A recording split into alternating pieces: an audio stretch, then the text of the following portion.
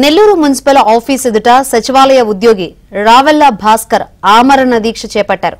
ఇటీవల జరిగిన బదిలీలో తనకు అన్యాయం జరిగిందని, నిబంధనలకు విరుద్ధంగా కావలి నుంచి సూళ్లూరుపేటకు బదిలీ చేశారని ఆరోపించారు. కావలి మున్సిపల్ కమిషనర్ అవినీతికి సంబంధించి ఆధారాలతో సహా ఎమ్మెల్యే దృష్టికి తీసుకువెళ్లడంతో కక్ష పెంచుకుని వేధింపులకు గురిచేస్తున్నారని వాపోయాడు. తన డిమాండ్లను నెరవేరేంత వరకు ఆమరణ దీక్ష కొనసాగిస్తానని తెలిపారు.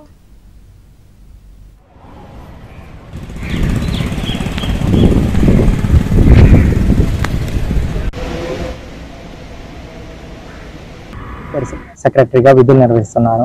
ఇటీవల జరిగిన బదిలీల్లో నన్ను కావలి మున్సిపాలిటీ నుండి సూళ్లూరుపేట మున్సిపాలిటీకి అనైతికంగా, అక్రమంగా, రూల్స్ కి విరుద్ధంగా బదిలీ చేయించారు. నా బదిలీ వెనుక కావలి మున్సిపల్ కమిషనర్ శ్రావణ్ కుమార్ ఉన్నారు. దీనికి కారణం కావలి కమిషనర్ శ్రావణ్ కుమార్ చేసే అవినీతిని, అక్రమాలని మా ఎమ్మెల్యే కావ్య కృష్ణారెడ్డి దృష్టికి తీసుకెళ్లినందుకే నన్ను అక్రమంగా, రూల్స్ కి వ్యతిరేకంగా బదిలీ చేశారు.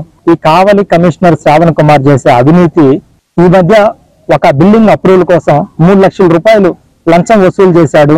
అలాగే ఖాళీ స్థలాలు పన్నులు వేయడానికి కూడా లంచాలు వసూలు చేస్తున్నాడు. బిల్డింగ్ ఓనర్స్ దగ్గర లంచాలు వసూలు చేస్తున్నాడు.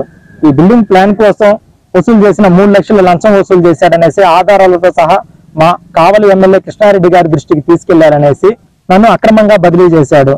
నా బదిలీ వెనుక కావలి కమిషనర్ ఉన్నాడు. అవినీతి కమిషనర్ ని సస్పెండ్ చేసి నాకు న్యాయం చేయాలనేసి మీ ద్వారా నేను కోరుకుంటున్నాను సార్.